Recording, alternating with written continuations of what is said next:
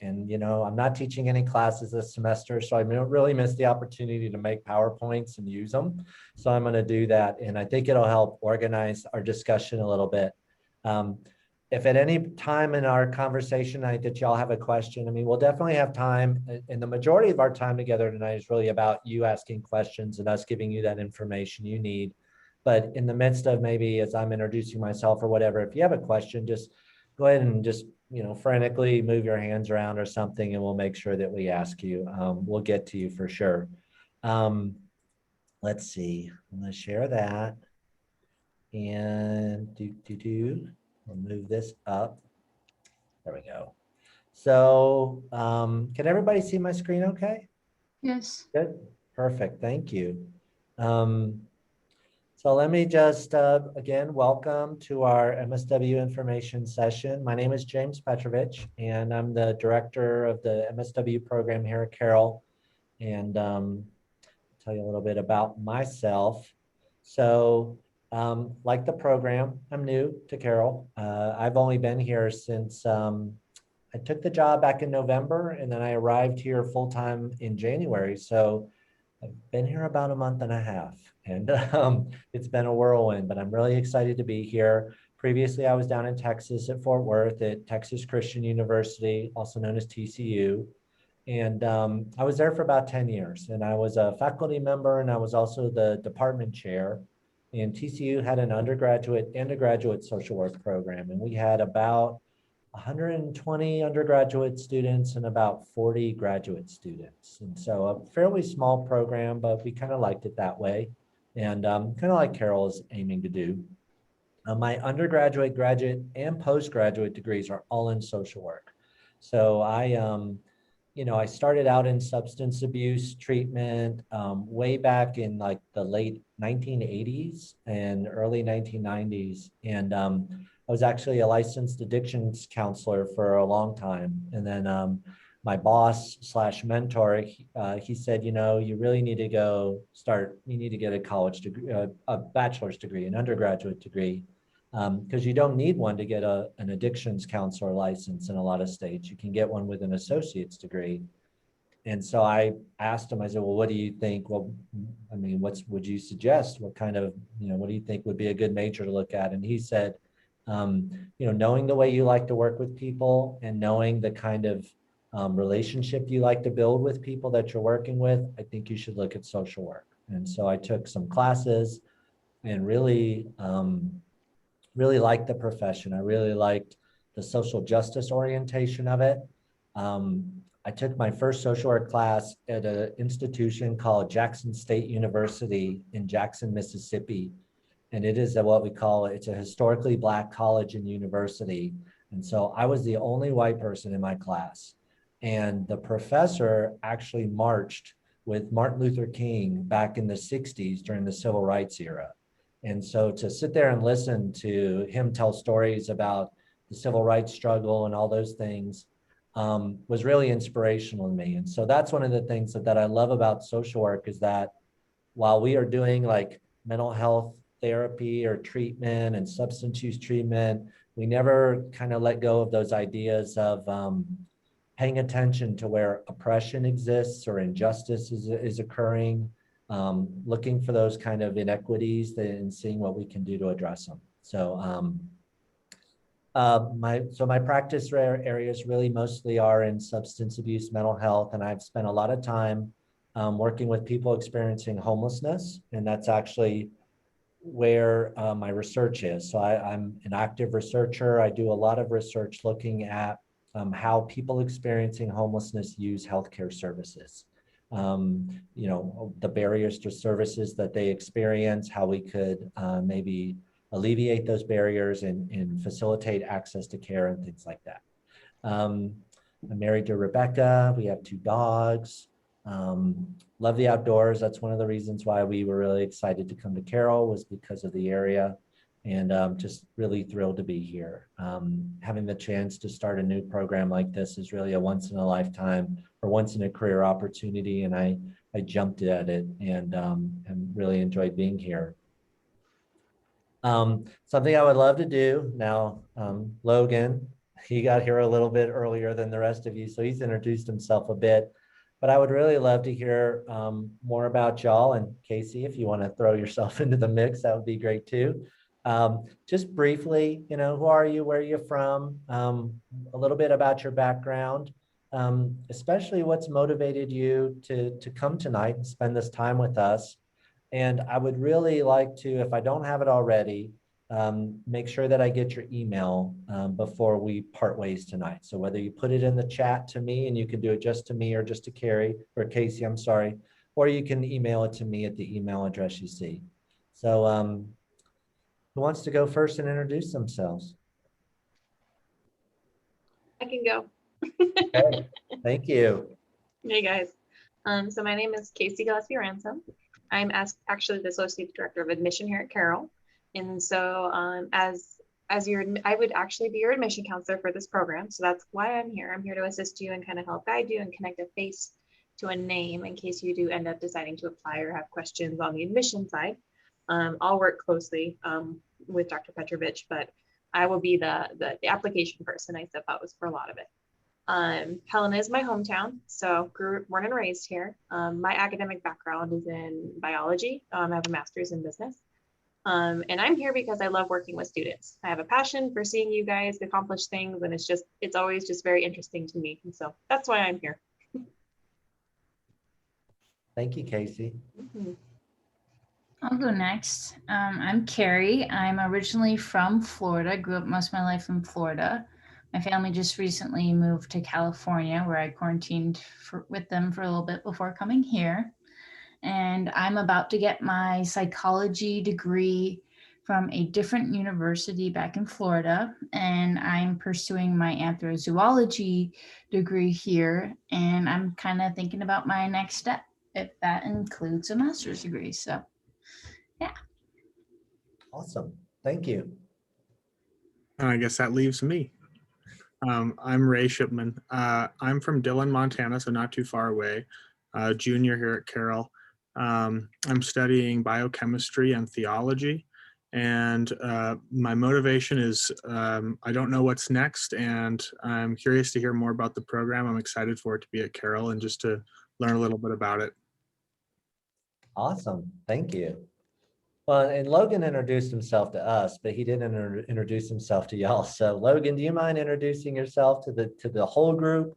Yeah, my name is Logan Shu. I'm from Spokane, Washington. Currently studying chemistry here at Carroll. I'm a junior, and I've spent some time working at Show Dare, which has led me to pursue a career in counseling at a level that I don't know yet. So I'm curious to see if social work is the facet that I want to start out pursuing. Awesome. Thank you. Well, this is great. And this is exactly what this session is for folks who have an interest or an inkling that this might be something to pursue. What I want to make sure we do over our time together tonight and any subsequent emails or conversations is make sure you have the information to make the choice that's right for you. Choosing, where you go, graduate education, it's not something to be taken lightly, and y'all know that. So this is good that we're going to take this time and talk through the program a bit. What I'll just say, and I'll give you all some more about the program, and it is clinically focused. The Carroll did a really nice job of looking at what the needs are in Montana and the region, and trying to design a program that would support training and educating practitioners to go out and meet those needs. And so, substance use, mental health challenges, suicide, mental health and behavioral health stuff impacts people's functioning in so many different ways. So we've got issues in the education system, in the healthcare system, in the criminal justice system, child welfare system. So many of the issues we're dealing with there really go back to mental health, substance use, other kinds of health-related issues. And so that's really the focus of Carroll's program, is to address those kinds of challenges head on. And really, I mean, those are issues that the entire country, if not the world, is dealing with as well. So our graduates, we don't see them just necessarily staying put in, Montana or going to Idaho or Washington, wherever. I mean, they could come from wherever and go out to wherever, and we will want them to be equipped to make positive change wherever they land. It's a hybrid program, so most of the course of the program content will be done online, and that's going to be a mixture of kind of asynchronous, where it's more independent, kind of self-directed study, but then also some really targeted strategic synchronous stuff. And what I don't want is, if we all come together online through Zoom or whatever, I don't want that to be where you guys just sit there and somebody just lectures to you. I mean, to me, that's like valuable time together. And so we're going to use that to really more integrate what's being talked about in all the different classes and really think about how do we apply this in practice. I'll talk about field education, which is a huge piece of social work. So if you're in a social work program, you're generally going to be in an internship while you're taking classes. And so what we really want to always be thoughtful about is how, as you're maybe at Chaudere, or you're at Intermountain, or you're at St. Peter's, or you're somewhere, or you're in California at UCLA Medical Center. We want to make sure that you are, that as you're going through this internship experience, that you're applying, and we're thinking about how the course stuff is really fitting with that and helping kind of develop that social work knowledge and skill set. The other, a good portion of the class will be in person, and we're calling them residencies. And so that's where folks will come to campus. And it'll probably 3 times a semester, one at the beginning, one at about week 9, and one at about week 14 or 15. The reason why week 9 is important, because some of our classes are going to be 8-week classes. When we design the program, one of the things I've learned over time is that when students are juggling a bunch of different classes, that can get stressful. When you give them fewer classes, even though you may be going deeper on the classes that they're taking, because they're taking fewer, it's a different kind of stress, and it's something that's a little more manageable to them. So the way it'll look is that you'll actually be in an internship the entire 16 weeks of any given semester. You'll also be in a kind of an accompanying seminar class where you'll be meeting with a faculty member and other students to talk about the internship, how it's going, what's working well, what's not working well. But then at the same time, you'll be taking maybe a couple 8-week classes at the beginning of the semester, maybe a clinical skills class or maybe a theory class. And then the second half of the semester, you'll take one 8 weeks class. And it could be a different class of some kind or another. It could be an elective, or it could be something like that. And so what we're really trying to do is think strategically about you. Kind of what I've learned over time is that students have lives outside of class. They have a lot going on. They may be working, they have family obligations, they have other things that they're involved in. And so while school will definitely be a priority, there's a way to structure it to where I think you can meet all those different needs at one time. So that's our goal there. And when we come together in person, we want to maximize our time together. I was over in the nursing program the other day, and they have a whole wing of their building that's nothing but simulated hospital rooms and intensive care wards and all this stuff. And we know a lot of our social work students are going to work in those environments. And so we'll go over there and we'll do actual simulations. Well, of course, COVID allowing, but the nurses are over there right now. And so we can go over there and we can simulate what it's like to do a mental health assessment with someone who's in an emergency room. We can also create a scenario where maybe, what does a social worker do if they suspect like domestic violence or child abuse might be occurring with a patient who's in the hospital?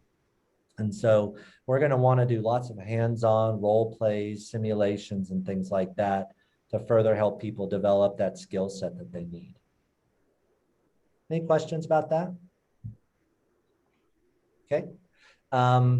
Field education is, again, it's a huge part. So if you are coming to, if you're coming to the program, you're going to be doing an internship. Social work education is kind of weird. So if you have a bachelor's degree in social work, you can actually transfer into a master's degree program a lot of your senior level courses. So you can actually shorten a master's of social work program, if you have a BSW, down to something as short as a year. They call that advanced standing. If you don't have a social work undergraduate degree, you have to do all the generalist and the specialized content. And so that's where you'll end up, if you don't have that BSW, you'll actually do 2 internships. You'll do one that's more of a generalist, kind of get to know you, basic foundational internship. And then the second internship is where you do much more specialized clinical work. But regardless of which internship you're doing, our goal is to really get to know you. What are your professional goals? What do you see yourself doing? If you don't have an idea right now, we can work with that. The great thing about social work is you can do lots of different things. You can start out in mental health and end up in a hospital or a nonprofit or working in local, city or state or federal government, lots of options. But field education is intensive. And so that's why we'll have a director of field education who will work with y'all to make sure we get a placement that's right for you.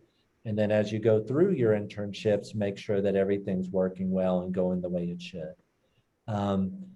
Coursework, I mentioned the classes. Those are absolutely, we're in the process of hiring faculty right now.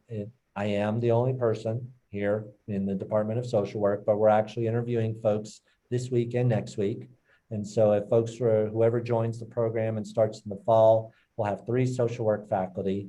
But we're also in conversations with other departments like sociology, psychology, anthrozoology, public health at Carroll to leverage their expertise. And I figure if Dr. Dolan in sociology can talk about gender and race related issues, which she does very well, let's bring her in. And so I think that for those of you who are currently at Carroll and you're taking courses in anthrozoology or psychology, hopefully that'll be kind of a continuity that'll just make the experience that much better for you.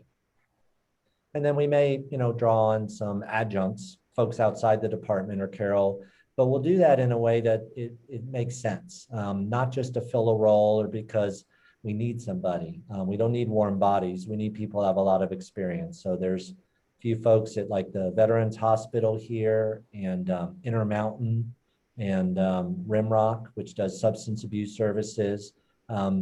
We've already kind of just explored options for them as far as if we needed someone to come in and teach a class, let's bring in the expert to teach it if it's not us. And then, just a little bit more about the bigger focus of the program is social work. We have a core set of values and you see those here. And a lot of those do really align quite well with Carroll. And that's why it makes such sense that the program's here, because of things like social justice and service and dignity and worth of people those are Carroll values as well. Social workers are all about enhancing well-being, and we really are about helping people meet basic needs. And we do that though with people, really the vulnerable, the oppressed, and the poor. That's where we focus a lot of our energy because those are the folks who need the most help. And then probably to the most important part of what makes our program different is our foci, our 4 pillars, as I like to call them. And these emphasis areas came from, my own experience in social work education and as a practitioner, and also my continued involvement with folks in the community. And so our program is really going to be very trauma informed, but very resilience focused. And so we want our students to realize what trauma does to people or adverse childhood experiences. We're going to train them to recognize the signs and symptoms of trauma responses and train them to respond appropriately. The research is really showing that a lot of substance use issues and mental health issues, a lot of challenges really go back to traumatic experiences and adverse childhood experiences. And so we want our students, or we want our social workers to understand the importance of those and how to support survivors who have experienced them. Integrated care is absolutely, it's kind of the way healthcare is right now. It's about looking at the entire person, their mental health and their physical health together. And so there are specific ways that that's done, and we want to make sure our students understand that. So if you go to St. Peter's or Pureview or some other agency locally or wherever else, integrated care is the language that's being used right now. And so we want to make sure that our students understand it. And then the other thing we're going to really emphasize is evidence-based practice. I think ethically as a social worker, I need to know whether what I'm doing is helping my clients. And I can't just think it's helping or kind of intuitively I need to, with data, understand whether it's actually helping. And so we're going to train our folks how to collect data, whether it's from one person or whether it's an entire program, and really look at it and really know to the greatest degree possible, with the most certainty of whether we're actually helping folks. And that's a very important piece of kind of healthcare and mental health care right now. Is there's a whole new attention to accountability and making sure that money spent is actually yielding good outcomes.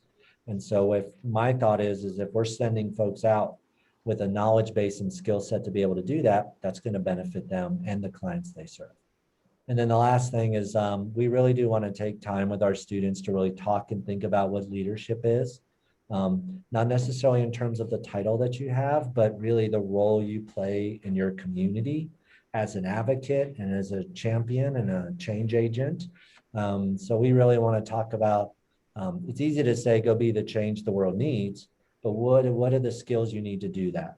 What is it to advocate? What is it to communicate or mediate or negotiate or do all the things that social workers do every day? And so we want to pay attention to that. And so as our folks go out and opportunities come up for them, we want them to be able to competently jump into that new position or take on that challenge in a way that really gets results in a positive way. So that was a lot more. Casey's like, wow, he really rambled forever. So I wanted that to really hopefully answer a lot of questions you may have come with, but if you have questions, we're here to answer them. So was that helpful? Does anybody have any questions? I have a question. Do you guys have any idea how what the size of the program you're looking for it to be? We do. We're going to start out pretty small with the first year. We'd like to admit just 20 students, and it's a cohort-based program. So, you know, the folks we only admit in the fall, and so for that first year, it'll just be those 20. Now, the next year, we'll probably add in another 20 or so people, but we're always going to be paying attention to class sizes. We don't want our classes to be too big. We don't want students to feel like they're lost in the crowd. I mean, Carroll has kind of built a reputation on getting to know students and taking care of them, you know, and so we're going to continue to do that in this program as well. Awesome. It's a great question. Another question. How do you guys choose or plan to choose internships, and like what are the limits for the internship to be aligned with individual students' professional goals? What do you envision that looking like? You know, that's the criteria by which we'll choose internships is we want to make sure students are going to a place that's going to really support good learning. I mean, that's the goal. So we'll look at, you know, established agencies in the community. And I've been meeting with several, you know, the VA, hospital, Intermountain, St. Peter's, Shodare, the YWCA, Pureview, Center for Mental Health. These agencies have already said we would love to have your students. And, you know, I'm new to the area, so I kind of go off of what some of the connections that I've already created. And I want to make sure that these are established, respectable, reputable agencies. And it seems like they are. In terms of the, you know, the student preferences, I mean, I think our goal one of our big goals is for folks to be successful when they leave. You'll only be here for a short period of time. So if somebody knows for sure that they want to go work in child welfare with children who are struggling with attachment disorders, then we'll do whatever we can to accommodate that. some folks, they just may not know. And so what we'll try and do is find them a good placement that'll give them multiple opportunities to experience different aspects of social work. But all that'll really happen is it'll be part of conversations with the director of field education. One of their big jobs is to get to know students and try and see how we can best support them getting the experiences that will help them down the road. Did that help with that question, Logan? Yes, that did. Great, thank you.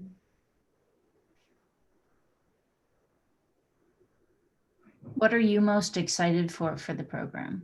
Oh my gosh, she's a social worker. She's a natural born social worker. It's a great question.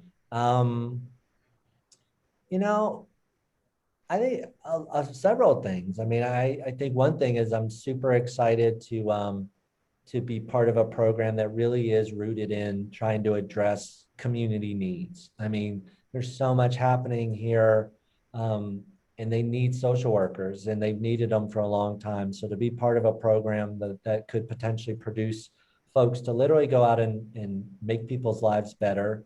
I mean, that's always the case with the program, but just that to me is really exciting. But also I think just to be able to create a program that I hope and I want to be cutting edge. You know, I want it to be state of the art, if I can use that term, in terms of this hybrid approach and keeping the program focused on really what is currently being used today in practice. And it's not stuff our curriculum won't be built around stuff that's going to go away next year, or it's going to go away 18 months from now. I mean, this is stuff that's been around, it's been developing and emerging. And I think to me, it's exciting to be part of a program that we can really give students knowledge and skills that will help them be effective day one when they leave and go out into the workplace. Awesome. Yeah. And I love being in Helena and hiking and mountain biking and all that stuff too. So, and I think, one thing is for the folks who are here, and it's possible that folks in the program, I mean, we're part of the hybrid thing is we know there's such a great need for practitioners out in like Eastern Montana and some of the more rural areas. And so we want that person living in Shelby, or I'm just throwing out names of towns that I know. We want them to be able to come, and some of them, they may have a family and they may not be able to come and move to Helena and all this stuff. But for those folks who do come to Helena or are already here and they're on campus, so we're going to find ways to create community here. You're not just going to be sitting in your apartment, watching a recorded lecture and doing synchronous stuff. We'll find ways to come together. We'll find ways to create something here that's going to be energizing and fun. I mean, I'll feel bad for the folks who can't be here, but that's, I mean, when they come into town 3 times a semester, we'll make sure that they have a great experience too. But for those folks who are able to come here and be here on an ongoing basis, we'll do what we can to create that community that I think is really important.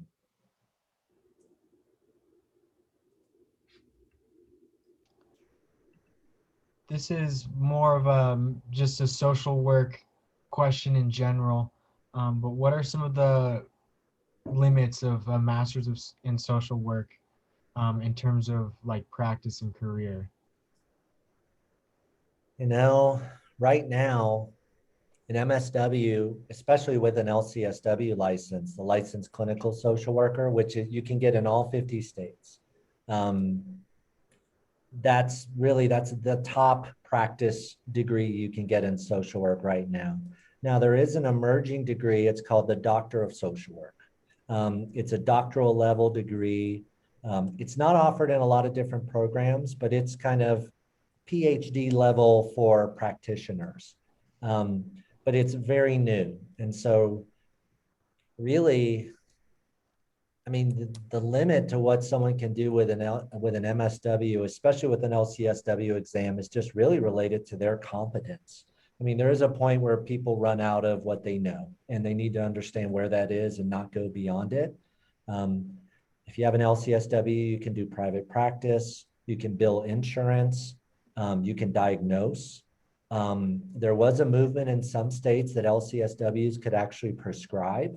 I don't know how much traction that's gotten in different places. When I was working in New York, there was some discussion about them being able to prescribe certain psychotropic medications, like maybe antidepressants or anti-anxiety medications.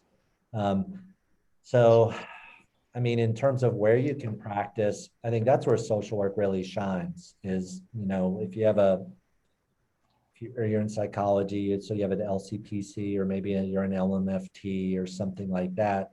I just feel like you're much more limited. I mean, a social worker can absolutely, with an LCSW, do community level practice or organization or administrative practice. There's lots of options there.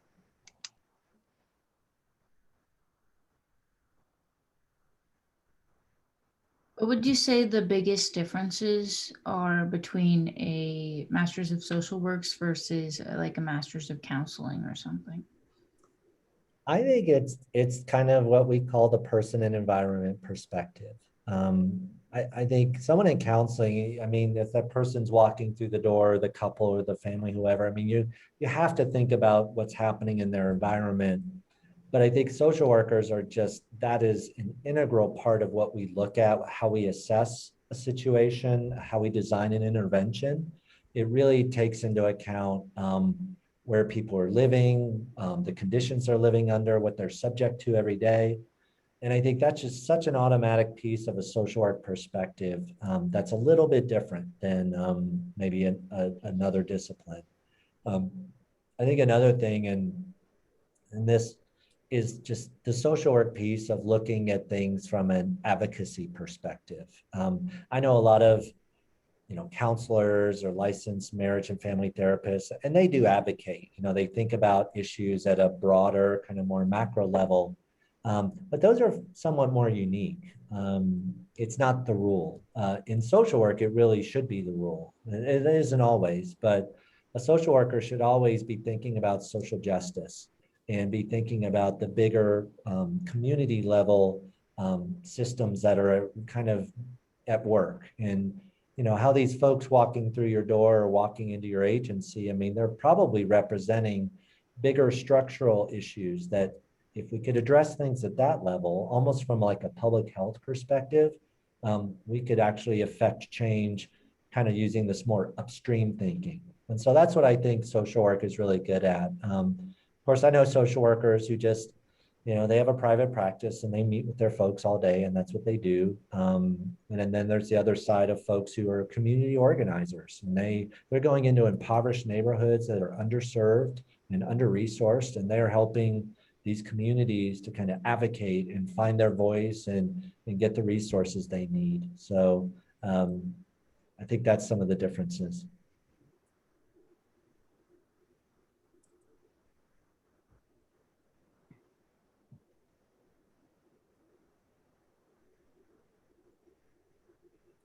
I don't know if any of you have, so there's some things that were in place before I got here. I've been making some changes, and one of the changes I made is actually the curriculum that I laid out to y'all with those kind of 4 emphasis areas. Another thing is I've gone in and if you had gone back and looked at the application process even 2 weeks ago, it looks different now. I've made some changes to the essay that we ask people to complete. I want it to be more of a way for us to get to know you and understand what your professional goals are. So I don't know if any of you have been in the application process or anything, but whatever you've done to this point is fine. If you went with the old format, no worries at all. But if you're thinking about, maybe you looked at it a week ago or something and you went, ooh, that looks terrible. We've streamlined it a bit. I want to make sure that I don't want this to be something that gets in the way of folks applying. So that's there. And, we have a priority deadline of March 1st, but that's not the only deadline. Actually, the final deadline for the program is actually April 30th. And so the priority deadline is just, since we're only taking about 20 folks, and we would probably take a few more than that. We just want to just kind of give people a little external motivation to get their stuff done and get it in. And what we'll do is take an initial look at applications after March 1st. And then we'll probably, we'll make admissions decisions and let folks know. But we'll also hold back a couple slots because we know that maybe some folks just for whatever reason weren't able to get their stuff in on time. And please don't hesitate to email me if you have any questions about the application process, or also Casey's here to walk you through this process. And so I think, reach out to both of us. We're both here to help.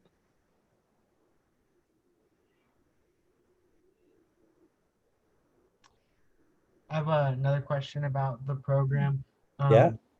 What kind of professional development do you plan to offer students in terms of as their masters and their licensing is like beginning to come to fruition? How do you help them establish a career, or at least establish a path towards a career in social work? Logan, dang. Can y'all hear the music behind me? St. Charles turns into like, it gets wild in here after 5 o'clock. They're cooking, well, I don't know what they're cooking downstairs, but that smells really good. I'm just saying. So, you touched on a really great point, Logan. My goal, I mean, our program is designed to move folks into licensure. So when you get your degree, to get an LCSW, you need to accumulate 3,000 hours of work experience. So you go out and you get a job, you're working in a mental health center or substance use treatment facility. You're going to get supervision from someone who's a licensed clinical social worker. A lot of agencies in town take that very seriously, and they offer employees a lot of support because they benefit from their employees getting their LCSW. It makes them better practitioners. The services are higher quality. People do better. What we want to do is set you up for that in the best way possible. Montana just created a, let me go into that in just a second. One of the things we'll do, it'll be something we'll experiment with, is even though you can't take the exam, the LCSW exam, until you do your 3,000 hours, I'm toying with the idea of maybe something the program should do is have students take mock exams just to get a sense of where they're at, even as they're graduating with the LCSW exam. What I don't want to do, though, is set people up because you won't be getting all that work experience. You won't have gotten it. So I don't want folks to take an exam that they're not prepared for. So we'll play into that a little bit. But my goal would be as a program is, even after you graduate, we want to be here for you and we want to support you. So we're going to work and develop a licensure prep course that students can come back and they can take, or they can be a part of. It won't be like a big class or anything like that. It'll probably be an online program that they can complete. To every extent possible, we'll make resources available to you. We want to do everything we can, even though it'll probably be 2 years or maybe even 3 years after you graduate before you take that exam. We still want to walk with you through that process as much as we can. And then as a program, I want to support the community. And so I would easily see us doing continuing education, things like maybe doing seminars or workshops or things like that the community can come and they can take. So maybe somebody who's been in practice for a while wants to learn about trauma-informed care or evidence-based practice, whether it's a 2-hour seminar one day or a 4-week workshop where they come on the weekends. I want to make those opportunities available. Some of them will be free, some of them they'll have to pay for, but I think if we invest the time and resources and we get the experts to come in, people are happy to do that kind of stuff. Did that help with that question? Yeah, it did. For those 3,000 hours, are any of the internship hours, is that a piece of those 3,000 hours, or is that after you complete your master's? It's after you graduate. Yeah, it's post your master's degree. And I'm gonna create, probably put on the website a little section about licensure, just something that's informational for folks. They're actually creating a non-clinical social work license, graduate level license. It's going to be the LMSW, which is what I have from Texas. But the interesting thing, as far as I can tell about Montana, is they're actually going to include work experience for that license as well of 1,800 hours, which when I got my LMSW in Texas, once you graduated, you just go take the exam. So Montana is kind of, it's an interesting approach. It kind of feels a little hardcore to me, but that's what they want to do.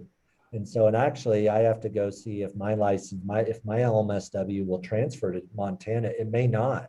I may have to go do work experience or something. I mean, I don't know. We'll see. So we could be walking that path together, Logan. All right. So Montana's doing some interesting things around licensure.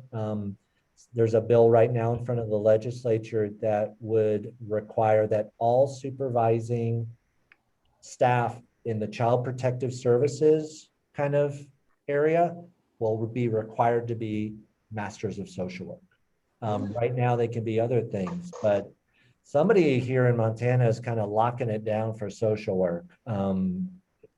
I think there's some aspects of that are good, but I think there may be some aspects that aren't good because I don't know that we have enough masters of social work to really fill all the need. So we'll see what happens.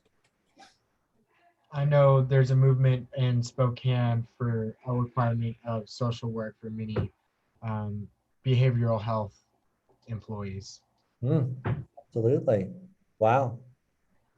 Yeah. And, I'm seeing, there was a movement that started up, really took hold this summer during a lot of the Black Lives Matter marches and things like that about bringing social workers more into law enforcement because police are responding to mental health crises and things aren't always going well. And we're starting to see some data from communities that have done that, and it's working. Social workers are able to show up and they can do it safely, and it's resulting in less use of force by police officers. And so I hope that continues. And so we'll see. Maybe that'll be another area where social workers are needed. Another big one is the federal government recently started paying really close attention to hospital readmissions. So if somebody goes into the hospital, especially if they're a Medicaid recipient, if that person shows back up at the hospital within 30 days, that's considered a readmit. What's a readmit? But it's an unfavorable readmit. And the hospitals are actually being charged for that. They're having to give back money to Medicaid for every patient who comes back because the Medicaid is saying, well, you're not doing your job. If they're coming back to the hospital within 30 days, something's not going well, and give us some of our money back.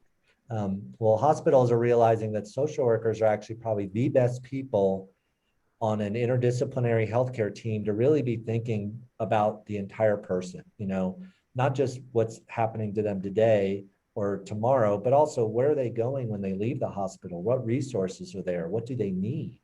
And I think I saw a statistic that 50% of hospital readmissions are due to psychological or social issues. It's not about the healthcare. It is more about mental health or substance use, or they're living in dangerous environments and they don't have what they need. So that's where social workers are actually being looked at really differently. And I'm kind of glad to say we're really being valued for what we bring to the table, where we haven't always been in the past.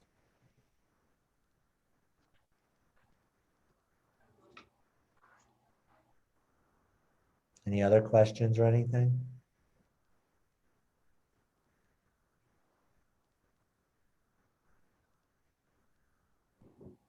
Well, silence speaks volumes to me. Casey, is there anything, do you have any tricks to pull additional questions out of them or any other comments that you'd like to make? Yeah, I mean, the one area we haven't talked about is maybe the cost and, some of the loans and, public forgiveness. I think that's an area that I think is probably interesting. And, there's some information about that I think would be really good for the group. Absolutely. I agree. I have a little bit of knowledge of that. Do you have more knowledge about that or? Well, I was wondering if you could lean on more of so some of the, like the forgiveness, the loan forgiveness areas, could you Yeah. speak to some of that a little bit? Because I think the other stuff is probably more familiar to them, but I think that might be helpful. I can. Boy, she is putting me on the spot. What I'm going to do is I'm gonna actually bring up a graphic I found from, it's called HRSA. I can't remember what that acronym actually stands for. So let me go find it. It is here we go. And now I'm gonna stop that share and I'm gonna start this share. The big loan forgiveness stuff that I've seen are related to what's called the National Health Service Corps. And so they have 3 kind of loan forgiveness mechanisms that social workers qualify for. And so if you look, can everybody see this okay? Mhm. Okay.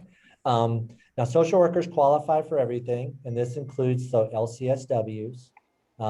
So the thing is that these really do kick in after you've gotten your LCSW. So you have to do your work experience and that stuff. So you'll have to, if you get loans, which I, of course, would hope that none of you would have to do. I had to do it. I had to like fund my entire education myself. And I'm still paying my student loans. It's quite painful. I do know that the Carroll is that the tuition is reduced for the MSW program. My understanding is that it's, in Casey, if I'm stepping out of bounds, shut me down really quick. Oh, gosh. My understanding is that tuition is about $23,000 a year. Now, my understanding is that Carroll offers undergraduates and other folks, they offer a lot of aid on the front end that actually lowers tuition down to something similar to that, I think. There's no aid available for this master's program. It really is down to loans, and to the extent that we can find and fund scholarships or work studies or stuff, we're going to try and do that. But it's we're so early and new in the process that we don't have any of that in place. But these loan forgiveness programs are, you see that we're absolutely one of the eligible, well, that didn't work well. We are one of the eligible disciplines for all the programs. And it's, there are some special folks who fall into some of the different ones, but LCSWs across the board. The award amounts are a little bit different for each one. You can see that they vary. So like the Rural Community Loan Repayment Program. So if you go out and you find a National Health Service Corps approved substance use disorder site, and a lot of it is about substance use. At least 2 of these are. You get on, you go through the paperwork. Absolutely, you could qualify for up to a pretty good chunk of money. This one right here, the Workforce Loan Repayment Program. Again, it's back again in trying to locate what's an approved site and what's not an approved site is going to take some looking around. I know like federally qualified health centers, FQHCs, are typically approved sites. Now we have 2 FQHCs that I know of in Helena. One of them is called PureView, and it's, so they do services for people experiencing homelessness, but they also do services for anybody who needs healthcare. And the other FQHC that I know of, actually it's called an FQHC lookalike, is the Helena Indian Alliance. Mm-hmm. And so that's another place where if you were to go get a job, more than likely one of these programs would be available to you. And then over here is the NHSC loan repayment program. And you see there's service commitments. So, and some of these may be, I don't know if they're retroactive or anything like that. So if you were to go, let's say you got a job at Helena Indian Alliance and you work there for 3 years, you're getting your LCSW. The federal government's weird that maybe in a weird way, you could actually count the 3 years you spent getting your LCSW as your service commitment, but I don't know.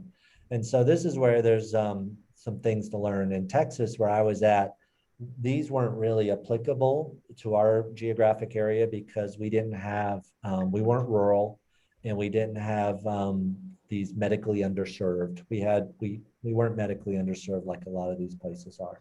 So this is through HRSA, which is, again, I can't remember what that is, Services Administration, Health, something. But the NHSC is a pretty big deal, and they really are going to where the need is, where the greatest need is. And so honestly, a lot of folks, that's kind of not their priority area of practice, so they don't tend to go there. But there you go. So they try and incentivize it for folks. There are also there's another program called the Public Service Loan Forgiveness Program, but that's got notoriously a bad reputation that it's almost impossible to get into. I mean, they talk about it a lot as something that if you again go work in a kind of a discipline that is about health or health equity or things like that, that you could qualify for something like that.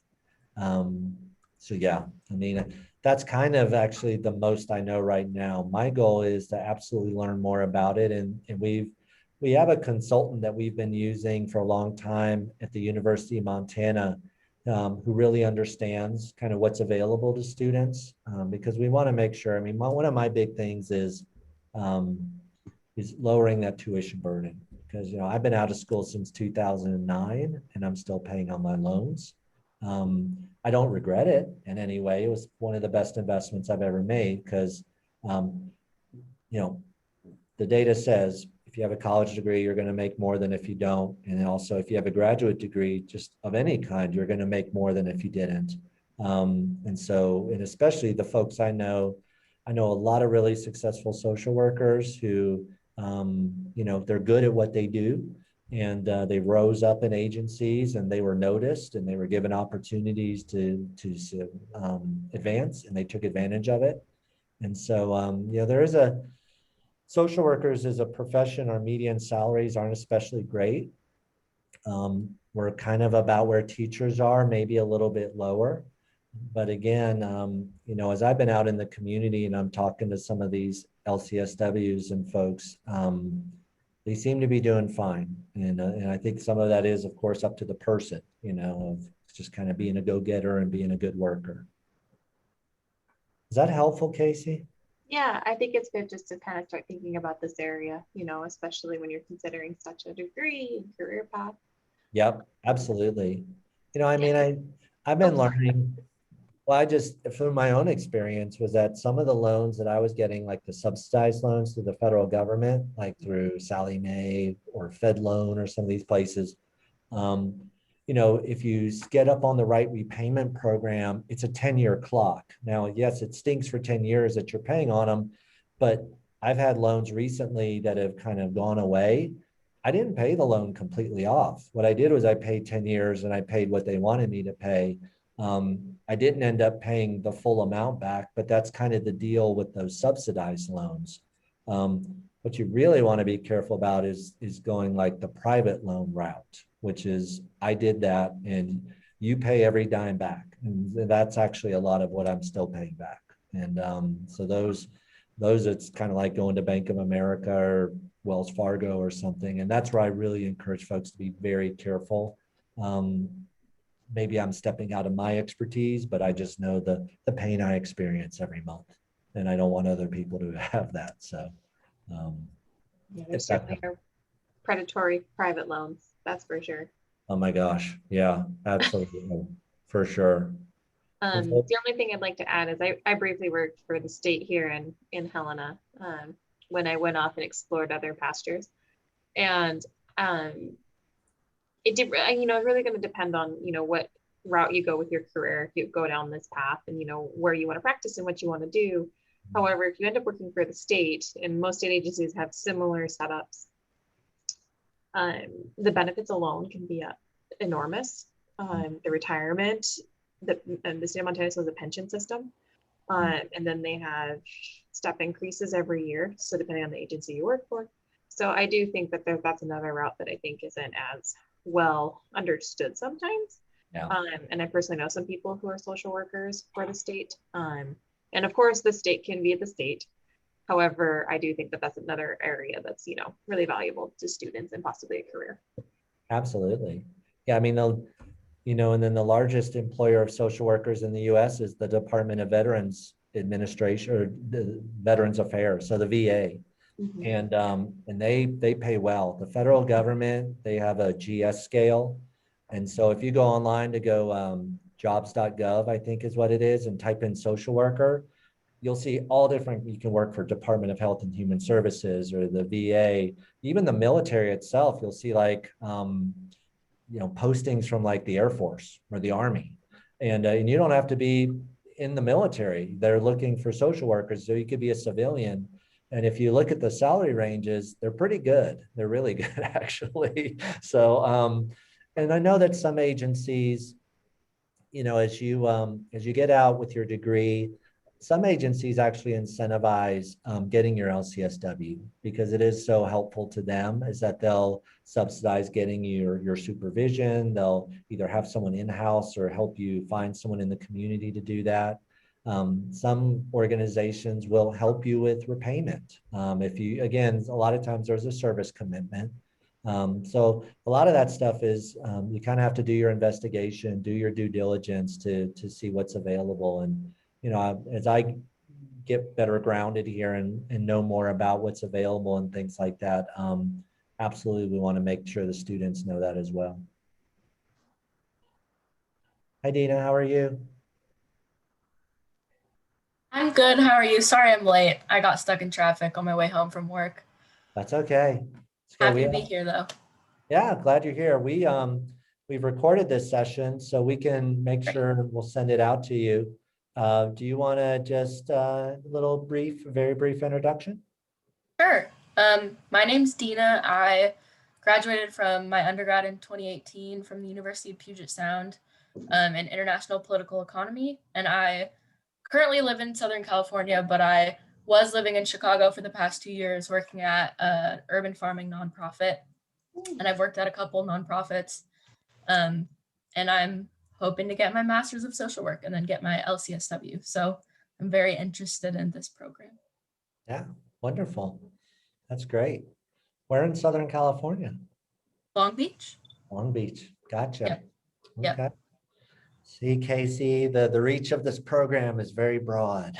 I think we need to go to California to recruit. I think that's like a great idea. Maybe Dina can tell us where some great taco places are. Or something like that. Taco and beach, I'd be happy. Pretty good. Absolutely. Well, this is good. And so, yeah, and Carrie, Logan, oh, did we lose somebody? Yeah, we lost Ray. Okay. Yeah, Carrie, your anthrozoology / psychology, and then Logan, you were pre-med, your biology? Chemistry. Chemistry. Yeah, so what a great diverse kind of background we have here. And that's one of the things I love about social work is it does draw in folks. And we absolutely want to leverage all this knowledge and all the things that you have. And it creates, I think it only benefits the program while you're in it, but it also the clients after you leave. I think they benefit from these perspectives as well. So Dina, did you have a question or anything? We're about out of time, but I think we would have time for one question. No, I think I'm good. I think if I get the recording, then I can watch through and then email if anything comes up. But Yep. I was glad to hear some of the other questions the last 30 minutes or so. Great. And that is absolutely, you can email myself or Casey if you have any questions whatsoever, and we'll get back to you. And I, again, really appreciate y'all coming in and spending this hour with us. Casey, is there anything else?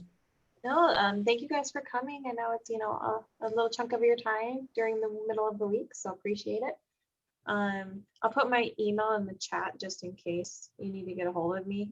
It's pretty easy to find me on the website if you just search my name, but I'll put it out there just in case. Great. And I've just put mine in as well. At least I thought I did. Oh, anyway, everyone.